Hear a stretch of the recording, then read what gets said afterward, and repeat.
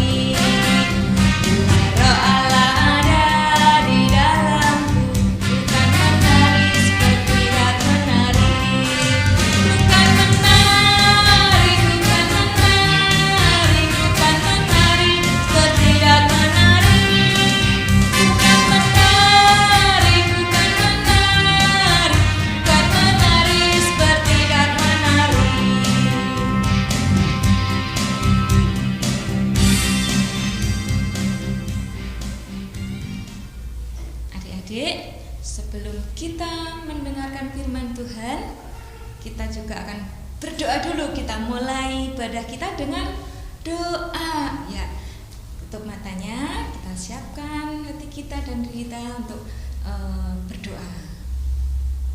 Tuhan Yesus, kami mengucap syukur untuk kasih Tuhan, untuk kebaikan Tuhan di dalam kehidupan kami.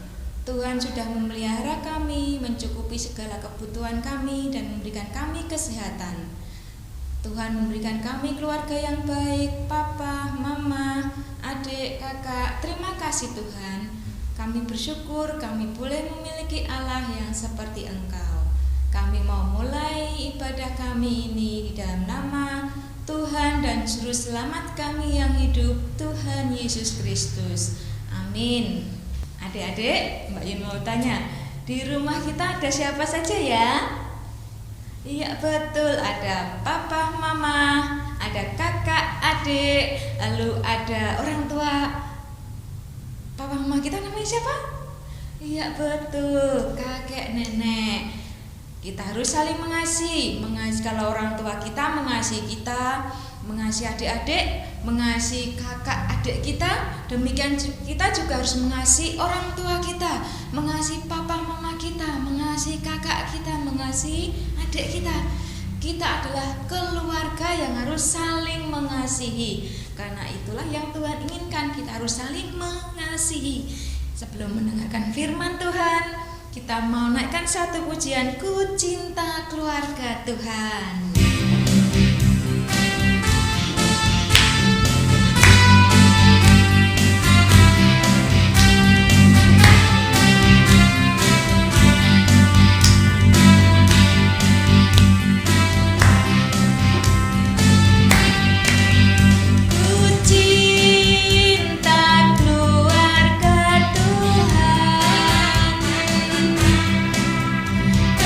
Terjalin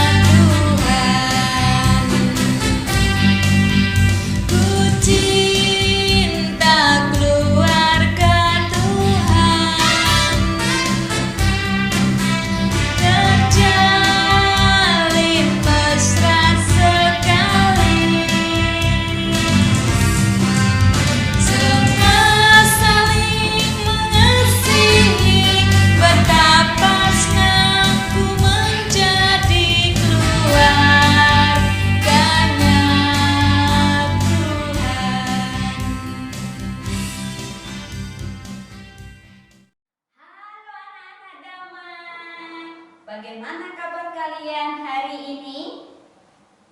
Kalian dalam keadaan yang sehat, bahagia, ceria, karena kita akan mendengarkan firman Tuhan. Sebelum kita mendengarkan firman Tuhan, kita berdoa dulu ya. Yuk kita berdoa. Tuhan Yesus, kami mau mendengarkan firman Tuhan. Tolong kami supaya kami bisa mengerti dan juga kami bisa melakukan firman-Mu. Dalam nama Tuhan Yesus kami berdoa. Amin. Adik-adik, coba perhatikan gambar itu. Di gambar itu ada siapa saja ya? Betul, ada ayah, ibu, dan anak-anaknya. Mereka disebut sebagai satu keluarga. Pasti mereka sayang satu kepada yang lain. Kita semua punya keluarga, dan masing-masing keluarga saling menyayangi, saling mengasihi. Adik-adik, ada keluarga yang jumlahnya lebih banyak dari yang kita lihat dalam gambar tadi atau dalam keluarga kita. Keluarga itu disebut sebagai keluarga Allah. Dalam keluarga Allah ada yang tua dan ada yang muda. Mereka percaya kepada Tuhan Yesus sebagai juru selamat. Allah adalah Bapa, dan setiap orang percaya kepada Tuhan Yesus adalah anak-anak Allah. Karena itu, anggota keluarga Allah dapat bertambah banyak jumlahnya dari waktu ke waktu. Bila seorang mengaku percaya kepada Tuhan Yesus Kristus, ia ditambahkan ke dalam keluarga Allah. Hari ini kita akan mendengarkan cerita tentang bagaimana terjadinya keluarga Allah yang pertama yang percaya pada Tuhan Yesus. Adik-adik, setelah Tuhan Yesus naik ke surga, murid-muridnya dan orang percaya lainnya dengan setia berkumpul di satu tempat di kota Yerusalem. Dari hari ke hari mereka bersekutu dan berdoa bersama menantikan janji Tuhan Yesus. Janji itu mengenai Roh Kudus yang akan membuat berani untuk bercerita tentang Tuhan Yesus. Roh Kudus akan diam di dalam hati orang percaya dan menyertai mereka selama-lamanya. Tepat pada hari raya Pentakosta, yaitu 50 hari setelah Tuhan Yesus bangkit, janji itu digenapi. Roh Kudus dicurahkan ke atas murid-murid Tuhan Yesus dan orang percaya lainnya yang sedang berdoa bersama. Mereka merasa sangat senang, bersukacita, dan bersemangat. Mereka merasa didorong untuk bercerita kepada semua orang di Yerusalem tentang Tuhan Yesus.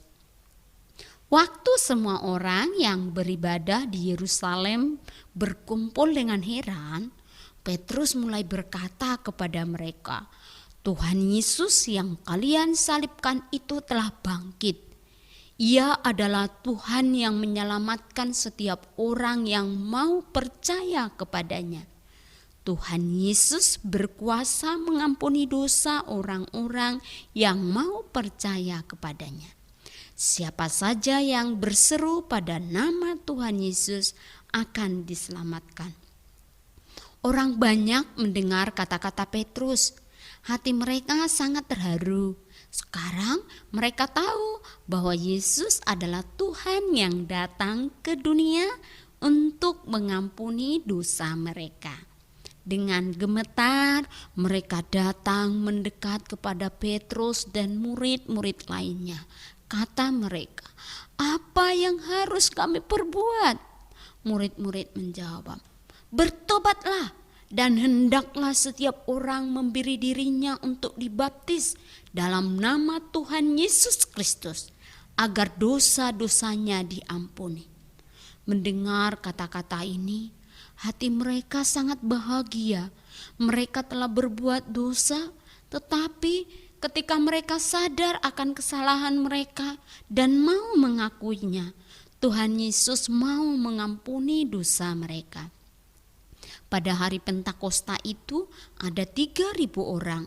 Masing-masing mengaku bahwa mereka telah berdosa terhadap Tuhan Yesus. Mereka bersedia meninggalkan perbuatan yang salah dan mereka percaya kepada Tuhan Yesus Kristus. Dan mereka dibaptis. Sejak saat itu mereka disebut sebagai keluarga Allah. Kira-kira apa ya yang mereka lakukan setelah mereka menjadi keluarga Allah? Setiap hari mereka rindu mendengarkan firman Tuhan. Mereka ingin tahu apa yang Tuhan mau mereka lakukan dalam hidup mereka sehari-hari. Dan firman Tuhan mengajar mereka tentang apa yang mereka lakukan. Karena itu, setiap hari mereka bersekutu bersama.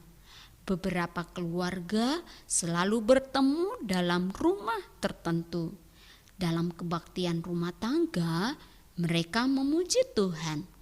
Mereka juga dengan setia berdoa untuk orang-orang yang belum percaya kepada Tuhan Yesus, supaya mereka juga dapat berada dalam keluarga Allah. Meskipun jumlah mereka banyak, mereka bisa saling mengenal satu dengan yang lain. Kalau mereka melihat bahwa ada orang yang membutuhkan bantuan, mereka menolongnya. Mereka suka berbagi. Indah sekali ya hidup mereka. Setiap orang mau saling tolong-menolong. Mengapa mereka dapat melakukan hal itu? Roh Kudus yang mengurapi mereka pada hari raya Pentakosta tinggal di dalam hati mereka. Roh Kudus adalah roh kasih. Karena itu, dalam hati mereka ada kasih Allah untuk teman-teman yang lain.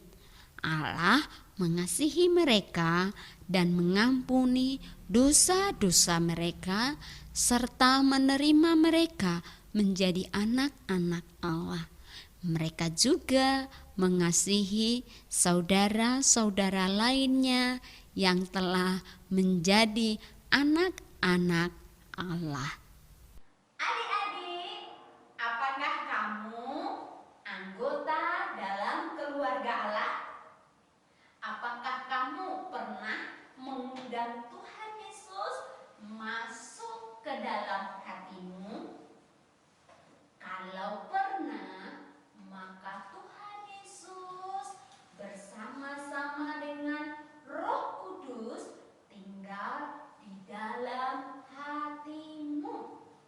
Dan kalau belum pernah dan saat ini kamu mau mengundang Tuhan Yesus masuk dalam hatimu, maka kamu boleh berdoa bersama dengan Kak Ruth. Kamu bisa menirukan apa yang Kak Ruth bilang.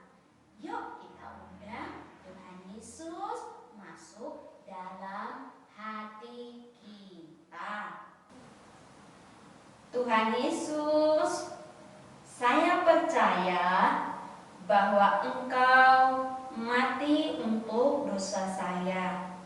Saya menyesal dan minta ampun karena pikiran jahat dan segala perbuatan dosa dalam hati saya. Tolong ampuni saya dan berikan saya hati yang bersih. Silakan masuk dan tinggal dalam hati saya dan berikan Roh Kudus kepadaku. Terima Terima kasih Tuhan Yesus. Amin. Adik-adik, sekarang kita akan menghafal ayat hafalan kita.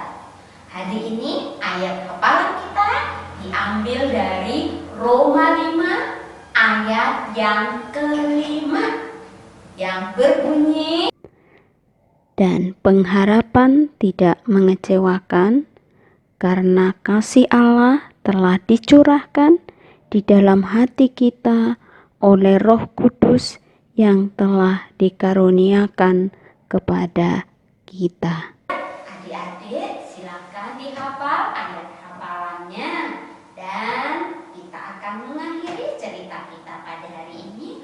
Mari kita berdoa.